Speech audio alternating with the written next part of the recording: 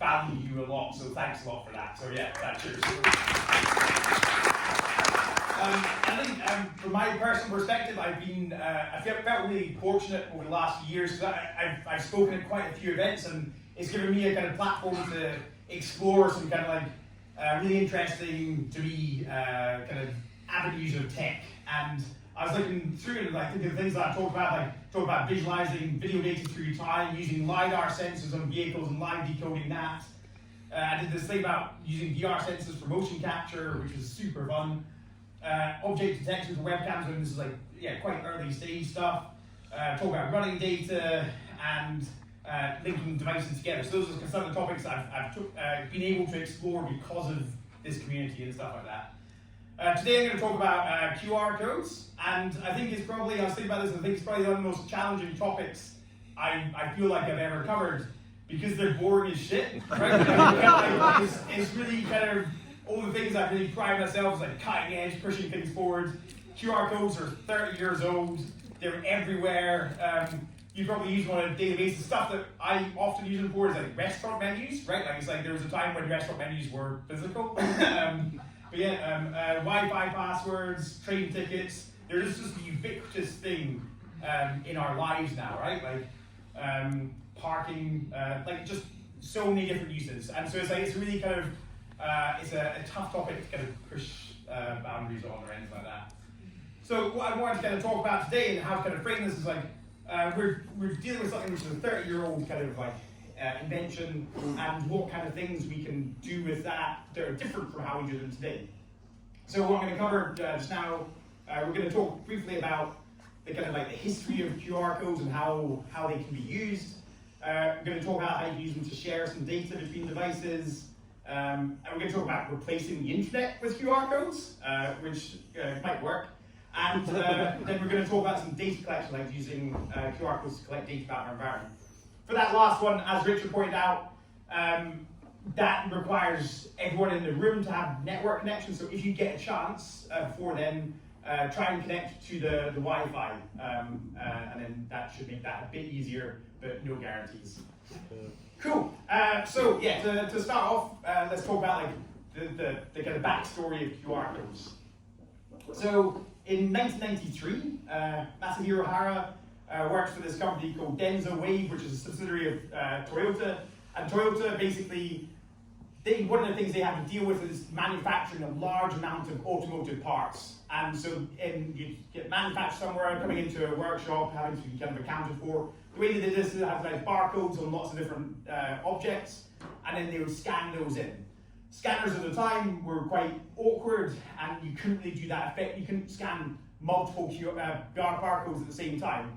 So what Masahiro got us to do was create a barcode scanner that can scan multiple barcodes simultaneously much faster. So he got asked to make this device, and he went away and just thought for a while and thought, I will reinvent barcodes, right? So he kind of just like invented the whole concept from scratch to kind of like, rather than trying to make this things work faster. So I've got a lot of respect for that, right? Like it's like kind of going off task in a really beautiful way. You've all seen QR codes. They're super interesting, and like so, for instance, you've got these like positioning markers up here.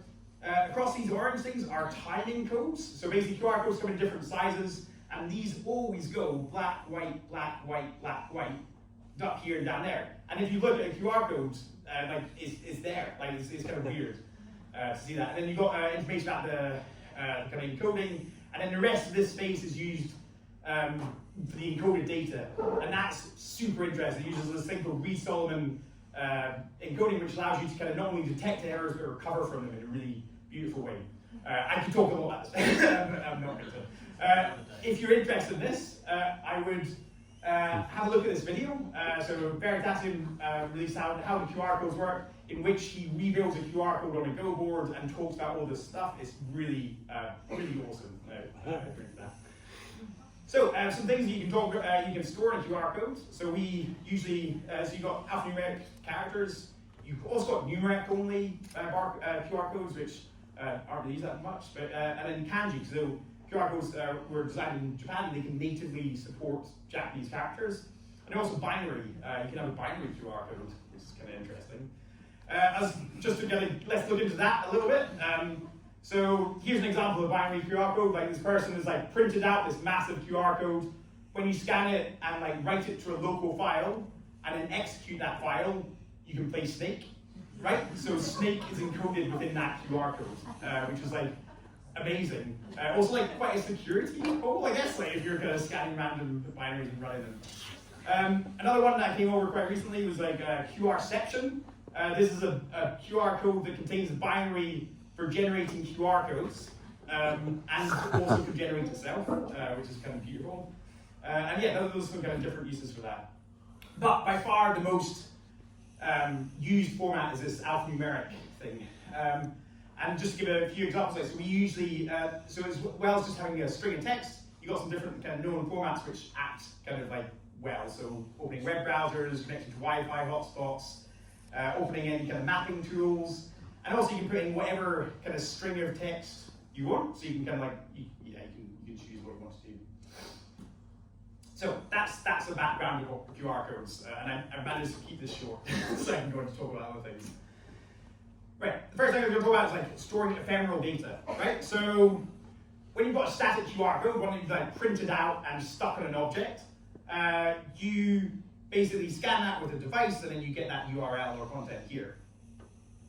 Now this is the standard way of using QR codes, but if you've got another device here, you can basically generate that QR code dynamically, and that can then be scanned by that second device.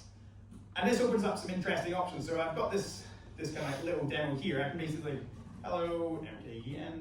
And what this does is it basically stores that content within that barcode so that someone else can scan it and get that text content out. And then also we can kind of like experiment with like drawing. So I can basically draw this shape, and if I scan this in, then I get that same content out. And I can actually just copy that here, and then I can add more stuff to it. And that's like just a way of kind of like storing data that we've just generated locally on a device without kind of sending it anywhere and sharing it with someone else. So what's kind of cool about this is we don't have a database, right? Like, so like I'm able to kind of choose some drawings, share it with someone else, and yeah, I've not had to kind of send that to Postgres or anything like that. I'm showing user input here, but you can also show local properties of that device. So if you've got a device that has a particular sensor on it, you can kind of share that over that without having to kind of have anything more complex. And also this kind of remixability, like so someone can kind of take some content, edit it themselves, pass it on, which is kind of interesting. So yeah, that's this kind of ephemeral data. So rather than static QR codes, you can have a dynamic QR code. So using that, I want to explore how we can use QR codes to replace the internet, right? So with the internet, like so say if I want to send a message from my phone to my laptop, or some kind of content, that isn't quite as simple as like just sending a message from one device to the other. Typically it will include lots of other things, right? So you'll send a message, it will kind of go to the cellular tower thing, go through ISP, like wired networks, all these kind of things, then finally make its way through this incredible infrastructure to my laptop and do that kind of like, it's incredible that this works, like yeah, and do that kind of responsibly as well. So with this dynamic QR code idea, right, so we've got a device that can kind of change its QR code here, which can be seen by this other device. But what's interesting if you think about this device, it's also got a screen, right? So it could show a QR code, and this device probably also has a camera as well. So what we can do is we can basically create this dynamic QR codes where each device is able to kind of see the other device and kind of communicate with it.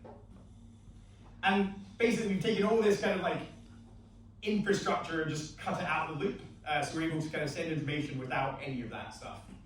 So I created a protocol, which is called QR socket. So basically, the way this works is like basically two devices show the same URL in a QR code. When one observes the same URL that it is on, it then switches to this tuple mode, which has a receive code, a transmit code, and some content. And basically this is saying I want to send number one. When this other device notices that, it increments its receive code, when that's noticed back, the original device can increment its transmit code. And that way we can basically transfer information back and forth between the devices, which is kind of cool. So I'm going to just show you this. Like, so basically what I've got here is a QR code, which is about, and the video will be, hello. So what we're going to do is, I can scan on this phone here. So I'm basically going into the same page, and when these devices notice each other, they switch modes. And what I'm going to do is I'm going to send hello world, and then that then appears here. So basically be able to transfer information between these two devices. If I send more information, so I'll send like 100 hello worlds, you can see this kind of gets chunked up. So I'm going to kind of transmit this, and you can see down the bottom that kind of transmit counter is incrementing, so it's up to chunk 12 now, up to 13, and then it's like hello world. So we're able to kind of like, send messages back and forth using that, which is kind of cool. That's the basic kind of like sending data from one to the other. I also kind of built this thing which is like a chat application, I guess, where I can say, hello, it's Ben here. And when I send that, you can see it's not yet been delivered. I can try and send another one actually. Are you there? And then when these two devices come back in sync,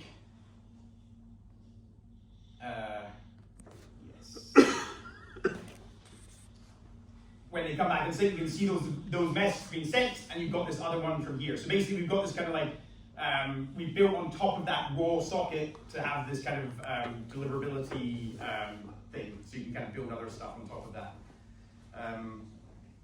Cool. What's kind of cool about this is this device is entirely offline, right? Which is crazy. We're able to kind of have a chat application with an offline device. And what makes this even cooler is like if you're into service workers, like that allows you to kind of create something that as soon as a user has visited it once, it then becomes an application on your phone, so it doesn't matter if you're on internet or not. There's some other things like, so you can extend this, into using other things like CRDTs, which is a conflict-free replicated data type, which is super, super cool, and that allows you to kind of like use more kind of like complex structures that you can kind of share information back and forth with. So this is cool, like we've made something that works completely offline, we've got rid of all that internet kind of stuff, and we've kind of made it like local device to device. So what we might want to think is like, how fast is this? Because this is an amazing kind of thing. So I wrote a speed test, and what we're going to do here,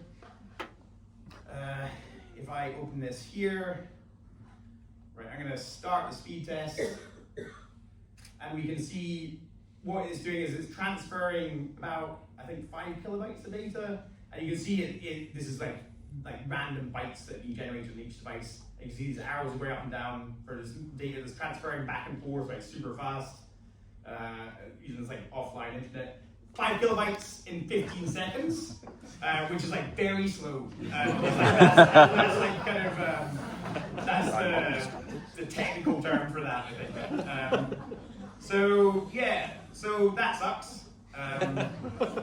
But what is cool is that we can actually use this to kind of bootstrap a faster connection between these two devices, right? So what I'm going to do here is basically, I'll get this started.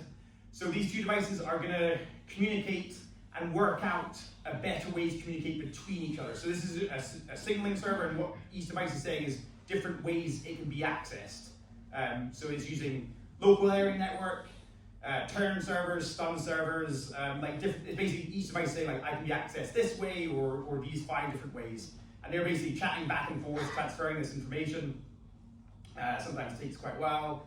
Again, it's basically a negotiation. It's called the ICE, which is and then basically what we've got there is like a kind of very high-speed internet connection between directly these two devices, right? Like so, I can do all this kind of stuff. So yeah, we're able to kind of use that to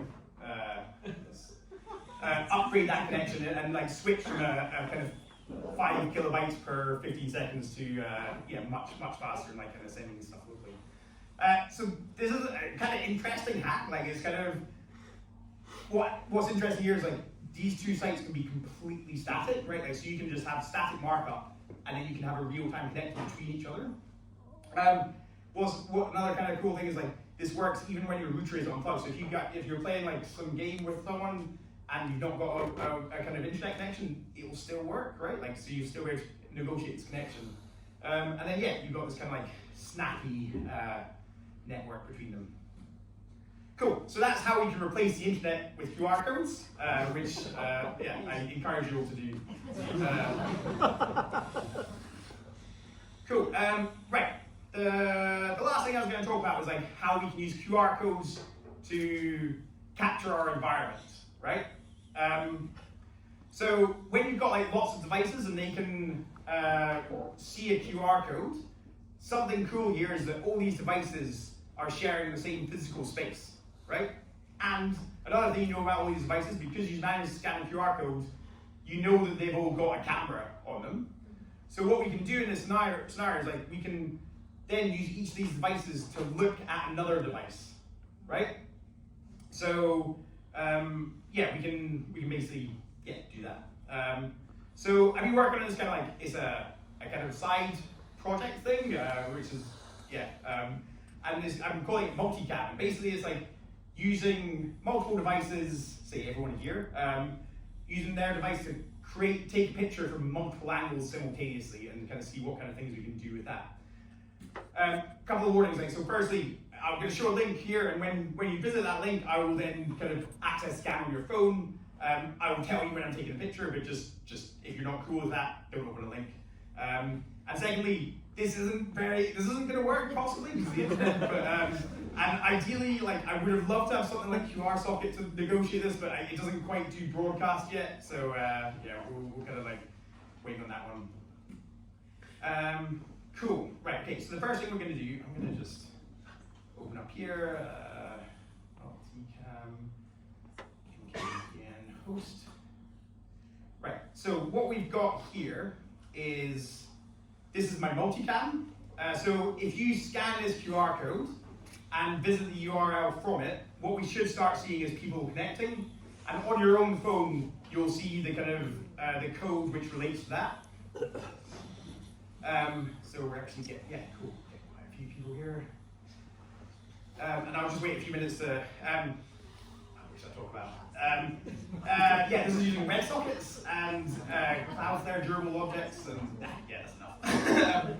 Cool, so I should have really put a counter on how many people are coming, because, right, okay, cool. So you should all see, your screen should say idle, but what I'm going to do is I'm going to switch it to prepare for image. So that's going to ask you for access to your camera, right? And then down the bottom right-hand side of that, you should see a switch camera symbol, like a kind of circular thing. So if you switch it to your environment camera, where you can take a picture of this. And the thing that I want you to do is basically point it at this QR code, because we're going to look at this QR code, and I'm going to capture an image. Cool. So what that's done is it's basically every device is independently uploading a picture from a different area, and we're going to see these come here. Just out of interest, I am going to ask you to take a second one. So if you kind of point your camera up there, just I'm going to make this bigger again. And what we're going to do is we're going to so you ready? 3, 2, 1. Capture an image. Perfect. And then, do you know? Take a picture of me. Let's do that. So, hello. Excellent. Right. Okay. Cool. I'll switch it back to idle while we look at these. Cool. So that should keep your phone on that page, but it's not actually the cameras aren't active anymore. Cool. So what we can do is we can actually look at any one of these pictures. So if you go in here, we can see it from this angle here, which is actually really clear. That's a great camera. And we're able to kind of see all these. That's 44. Yeah, almost there. Yeah, so you can see the kind of variety of our different cameras just like instantly, right? Like this is super interesting. What I've done here, so basically, how do I explain this? I can, all these devices are taking pictures of the same object from different angles. a nice thing about QR codes is they're relatively easy to detect because they're finder angles. So what I can do is I can actually iterate through these QR codes and then work out what angle they're at, and then compute how to morph that into a common space, and we can see if that works. So here what we've got is like basically we've taken every QR code that we've measured and angled that so it's in the center of the screen. And as I go from side to side, bloody hell, Ben.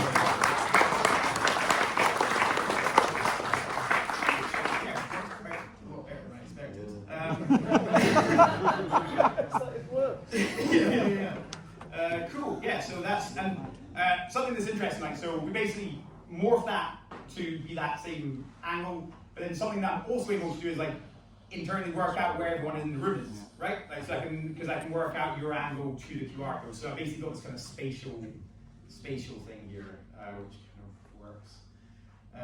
Cool, nice. So that is that. Right, so what else do we have?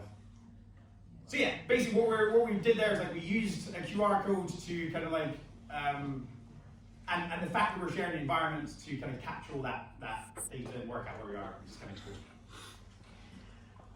I just wanted to quickly go like, so this kind of goes a bit beyond QR codes, right? Like, so what I was wanting to do now is just like, so I kind of like been thinking about this idea quite a lot, and I've been kind of thinking, basically QR codes there gave us like a visual anchor for our space. But then what happens if we have audio? Can we have audio anchors? And then what happens if we have video content? Like, can we do stuff with that?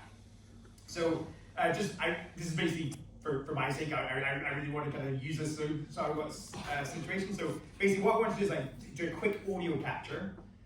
So what we're going to do here is I'm going to switch your devices to prepare audio. And what I'm going to ask is like, Richard, where are you? I don't know where Richard is. Chris, where are you? I'm way back here. Ah, cool, excellent. I'm going to ask, I don't know where Richard is. I'm going to ask Chris to say hello to... Richard, where are you, buddy? Oh, he's there. Okay, cool, right, excellent. Right, Richard, I want you to speak really loud and say hi to Chris, and then Chris, I want you to say hi back to Richard. And we're basically going to capture audio from two different places in the room, right? So if you're ready, this is going to record for 10 seconds. So, are you ready, Richard? Yes. Excellent. Right. 3, 2, 1. Oh, wait. Sorry. There we go. Yeah, now, go. Hi, Chris. Hi, Richard. Hi, Chris. Hi, Chris. Hey, guys. Thanks for that. Brilliant. Cool. And we've got lots of audio now, which I don't know what kind of quality it's going to be. Yeah, cool. I'm going to be looking into this later. And then the other thing that I wanted to do was, so again, this is like thank you for indulging me with this. I'm going to play some audio on the speaker, and I'm going to try and get Chris to catch it, because what I'm interested here is, I'm interested in being able to track this object through 3D space, and I think that's possible, but I don't know. Okay, cool. Right, okay. So I'm gonna, if everyone's ready, if you hold your phone up in the air. Right, okay. So 3, 2, 1. Oh, I'm not playing music. You gotta catch it now. Just walk it through. Yeah, just walk it through.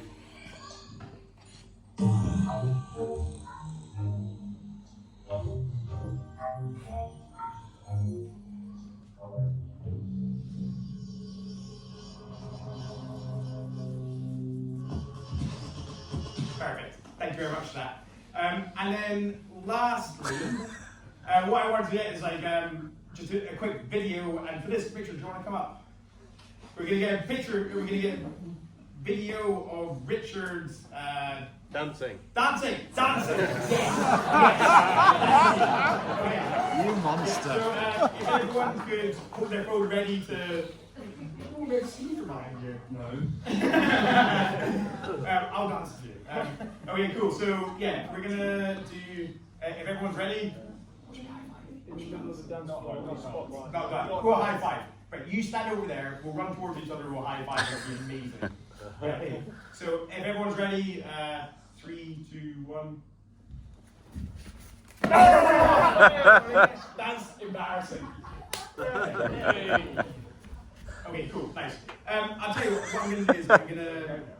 Yeah, we've got these kind of coming through, and your device will kind of be offloading those separately. There's a lot of stuff here, and basically, like, yeah, this has given me a lot of data to hack around with, and I'm going to post what I managed to find. Cool. So, yeah, right. I was going to dig into this a bit more in this talk, but I think it's like a weird rabbit hole to go down. But I've been looking into analyzing these audios. So what you can do is, like, basically you can use a Fourier transform to pull out the different frequencies in this. And then this is a kind of a project I was working on where basically you analyze those two frequency sets together and work out a path through them. And I think with this you can work out where everyone is positioned in the room. And I'm not sure about this, but I've now got stuff to try. So I'm gonna thank you very much for that. Cool. Yeah.